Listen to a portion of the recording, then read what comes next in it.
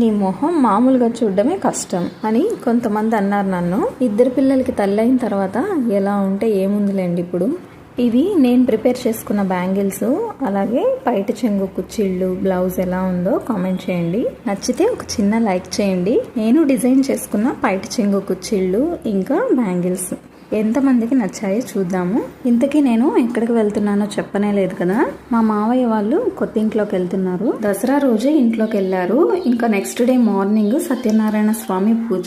So నేను పూజకి వెళ్దామని చాలా రోజుల తర్వాత రెడీ అయ్యాను.